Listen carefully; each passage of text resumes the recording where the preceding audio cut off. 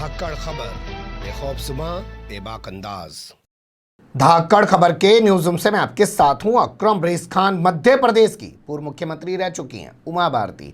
यही नहीं, भारतीय जनता पार्टी के बड़े नेताओं में उनका नाम शुमार किया जाता है। वैसे इसके अलावा अगर आप उनकी शख्सियत पर नजर डालेंगे तो उनकी एक अलग पहचान और भी है। साध्वी के तौर पे वो अपने आप को प्रस्तुत करती हैं और भगवाधारी वो हैं ही। अपने बेबाक बोल बचनों के लिए भी वो जानी पहचानी जाती हैं। उनका एक वीडियो सामने आया है जिसके आधार पर कहा जा रहा है कि वो अपनी ही सरकार के खिलाफ मध्य प्रदेश में सड़कों पर उतरने जा रही हैं, हाथों में डंडा लेकर और महिलाओं को साथ लेकर। तो यहां सवाल यह पैदा हो जाता है कि क्या है वो वीडियो और क्यों वो ऐसा करने जा रही हैं। पर मुझे लगता है आपके सामने वीडियो रखूं और ये बताऊं कि क्यों वो ऐसा करने जा रही हैं, उससे पहले इनकी शख्सियत के बारे में कुछ थोड़ा सा रोशनी डाल लेते हैं, कुछ चीज़ों को लेकर जिक्र कर लेते हैं। आपको याद होगा जिस वक्त नरेंद्र मोदी अपने आप को विकास पुरुष बताते थे तो उस जमाने में एक वीडियो वायरल हुआ करता था उमा भारती का, आज भी वायरल होता है। आप यूट्यूब करेंगे आपके सामने आ जाएगा। मामला कॉपीराइट का इसलिए हम यहाँ नहीं लगा रहे हैं, लेकिन वो उसमें कहती थी कि विकास पुरुष नहीं है, मैं मोटा भाई को विनाश पुरुष बोलती हूँ। यानी कि वो बेबाक जो शब्द हैं वो आज भी YouTube पे सर्च करेंगे आपको मिल जाएगा। ये बोलने से हिचकती नहीं हैं। अब बात कर लेते हैं इनके ताज़ा वीडियो की। तो मध्य प्रदेश में शराबबंदी को लेकर इन्होंने ऐलान कर दिया और सीधे तौर पर कह दिया कि अगर शराबबंदी नहीं हुई तो 15 जनवरी 2022 से ये डंडा लेकर महिलाओं के साथ सड़कों पर उतरेंगी। कैसे इन्होंने वो अल्टीमेटम दिया है, इनकी ज़बानी पहले सुन लीजिए, फिर कुछ और चीज़ों पर रोशनी डालते हैं कि जो सरकार आजकल पूरे भगवाकरण करने में लगी हुई है मध्य प्रदेश का, शिवराज सिंह की सरकार, वो आखिर शराबबंदी पर क्यों फोकस नहीं कर रही है और शराबबंदी करने को तैयार क्यों नहीं कर रही है और उत्तर प्रदेश में शराब को लेकर क्या चल रहा है उस पर भी रोशनी डालेंगे। पर पहले वीडियो देख लीजिए। 5 महीने तक शराबबंदी का जागरूकता अभियान चलेगा और उसके बाद में शराबबंदी करवा के रहूंगी मध्य प्रदेश में, ये तय है।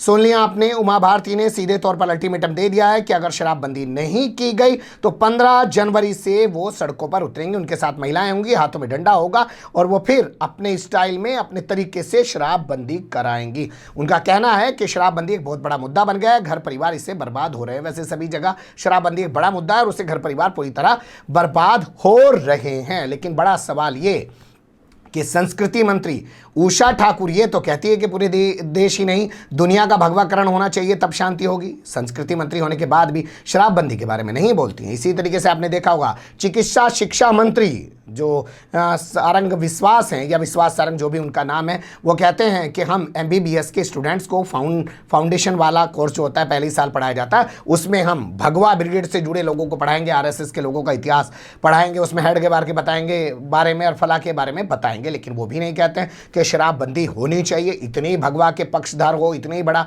अपने आप को हिंदुत्व का चेहरा दिखाना चाहते हो। इसके अलावा आपने देखा होगा उच्च शिक्षा मंत्री higher education minister doctor Mohan Yadav, वो कहते हैं हम ग्रेजुएशन से यानी कि BA के छात्रों को हम पढ़ाएंगे कि रामचरितमानस क्या है। इसके अलावा जो इंजीनियरिंग के स्टूडेंट हैं हम उनको पढ़ाएंगे कि आखिर जो राम सेतु बनाया गया था जिसके जरिए लंका पर चढ़ाई की गई थी वो कैसे बनाया था रामचंद्र जी ने, उनकी इंजीनियरिंग क्या थी उसके बारे में पढ़ाएंगे। लेकिन वो भी शराबबंदी को लेकर बात नहीं करते हैं। नरोत्तम मिश्रा का ताज़ा बयान आपने देखा होगा, उन्होंने कहा कि राहुल गांधी इच्छाधारी हिंदू है।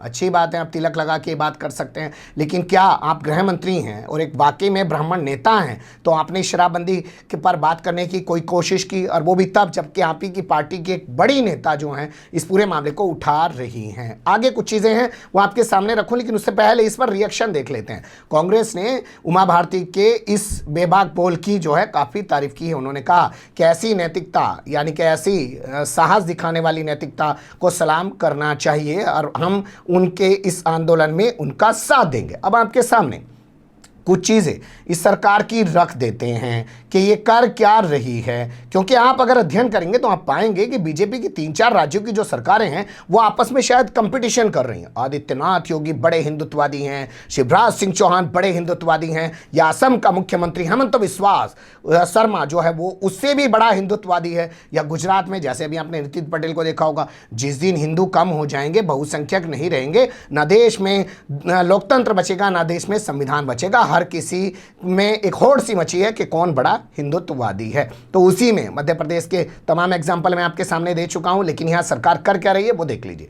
6 फरवरी की खबर आपके सामने रख रहा हूं। कटनी में बयान देते हुए शिवराज सिंह चौहान ने कहा कि हम शराब रोकने के लिए जन जागरूकता अभियान चलाएंगे। अब बताइए, जन जागरूकता अभियान चलाने से कभी शराब रुकती है क्या? शराब के नीचे लिखा रहता है शराब पीना स्वास्थ्य के लिए हानिकारक है, सिगरेट के नीचे लिखा रहता है सिगरेट पीना स्वास्थ्य के लिए हानिकारक है, बीड़ी के नीचे लिखा रहता है तंबाकू के नीचे लिखा रहता है। जब भी पिक्चर हॉल में जाइए सबसे पहले वही आ जाता है, मुझे कैंसर था, मैं मर गया, ये हो गया, वो हो गया, फलाना ठिकाना, तमाम तरीके की चीज़ें होती है। तो क्या इससे रुक जाता है? ना, और ज़्यादा प्रचार हो रहा है, लोग रुक नहीं रहे हैं और सरकार कह रही है और कि हम जो है जन जागरूकता अभियान के तहत जो है लोगों को अवेयर करेंगे। तो फिर जो धर्म के मामले में हमेशा ठेकेदारी करते रहते हो वो भी लोगों पे छोड़ दो, वो भी कहो कि हम जागरूकता अभियान चलाएंगे, लोग अपना जितने जागरूक हो सकते हैं धर्म के प्रति, वहाँ क्यों चीज़ें थोपने पे लग जाते हो? वहाँ क्यों कह रहे हो कि लोगों को आरएसएस के लोग पढ़े? वहाँ क्यों कह रहे हो पूरी दुनिया का भगवाकरण होना चाहिए? वहाँ पे क्यों कह रहे हो कि हम इंजीनियरिंग के बारे में पढ़ाएंगे कि रामचंद्र की क्या इंजीनियरिंग थी? छोड़ दीजिए उसको भी।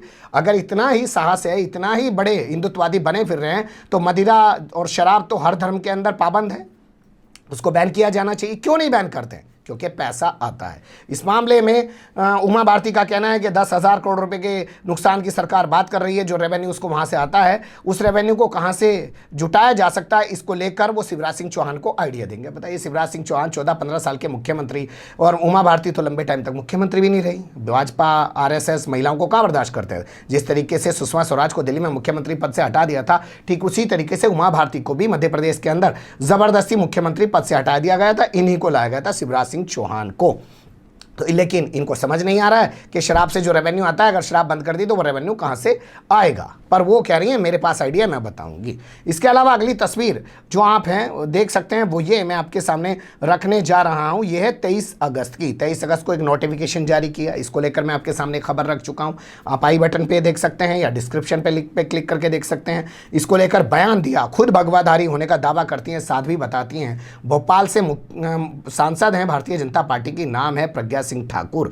उन्होंने कहा कि लॉटरी खेलने की जो सरकार ने इजाजत दी है, जुआ खेलने की सरकार ने जिस तरीके से इजाजत दी है और कानूनी मान्यता दी है, वो सही किया है। इससे कोरोना के दौर में जो देश की अर्थव्यवस्था चौपट हो गई है, प्रदेश में भी तमाम दिक्कतों का सामना करना पड़ रहा है, उससे लोगों को धन अर्जित करने में काफ़ी मदद मिलेगी, यानी कि उनको पैसा बनाने में काफ़ी मदद मिलेगी। तो सरकार शराब तो रोक नहीं रही है, लोगों को जुआ खेलने की और इजाज़त दे रही है। लेकिन अब उमा भारती शराब के खिलाफ खड़ी हो गई हैं, उन्होंने ऐलान कर दिया है। हालांकि पिछले काफ़ी समय से वो इसको लेकर एक आंदोलन चला रही थी, लेकिन अब उन्होंने सीधे तौर पर एक डेडलाइन दे दी है 15 जनवरी 2022 की। देखना दिलचस्प होगा उनका वो आंदोलन कितना रंग लाता है, और क्या उनके नोटिस में जो ये लॉटरी और जुआ खेलने की कानूनी इजाज़त दी गई है वो भी आता है, और क्या वो इसके भी खिलाफ खड़ी होती है। लेकिन आप देख सकते हैं ये वो लोग हैं जो रात दिन हिंदुत्व का गीत गाते हैं और लोगों को शराब पिला रहे हैं, कह रहे खूब शराब की दुकानें खुलवाइए, ज़्यादा रेवेन्यू है, जुआ खेलिए, लॉटरी खेलिए। उत्तर प्रदेश का हाल भी अगर आप देखेंगे तो यहाँ 2021-2022 के लिए उत्तर प्रदेश के CM आदित्यनाथ योगी ने टारगेट रखा है कि पहले हम लोग शराब बेच के 28,000 करोड़ का रेवेन्यू जुटाते थे, अब हम 34,000 करोड़ रुपए का रेवेन्यू जुटाएंगे। और उसके लिए वो नई शराब पॉलिसी लाए, और उस पॉलिसी के मुताबिक जो देशी ठेका लिखा होता था, अब आप उस पर देसी ठेका नहीं लिख सकते, अब आपको उसे लिखना पड़ेगा देसी जो है मदिरालय। इसके अलावा जो अंग्रेजी शराब की जो दुकान है उस पर आपको लिखना पड़ेगा अंग्रेजी शराब की दुकान, और बियर बार जो है, जो बियर शॉप होती है, उस पर आपको लिखना पड़ेगा बियर शॉप। पहले ऐसे ही लिख देते बियर की दुकान, ठंडी बियर, ये वो फलान दिखाना। तो तमाम तरीके से ये लोग शराब रोकने की कोशिश नहीं कर रहे हैं। वहीं आप देखिए बगल का एक राज्य है बिहार, वहाँ के जो मुख्यमंत्री हैं नीतीश कुमार, वो अपने आप को भगवाधारी भी नहीं दिखाते, हिंदुत्ववादी भी नहीं दिखाते, लेकिन फिर भी उन्होंने अपने यहाँ शराबबंदी कर रखी है। हालांकि शराबबंदी के बाद भी बिहार में शराब पीने का सिलसिला कम नहीं है। यही हाल गुजरात में है। अगर आप गूगल करेंगे तो आपके सामने आ जाएगा कि शराब का, यानी कि जो वाइन वो वहाँ पे खपत है वो बहुत ज़्यादा है, अवैध रूप से हर होटल में वहाँ पे आपको गुजरात और बिहार तमाम जगह आप जाएंगे आसानी से वहाँ मिल जाती है। तो बड़ा सवाल ये भी हो सकता है कि उमा भारती अगर मान लीजिए शराब पे पाबंदी लगवा भी दें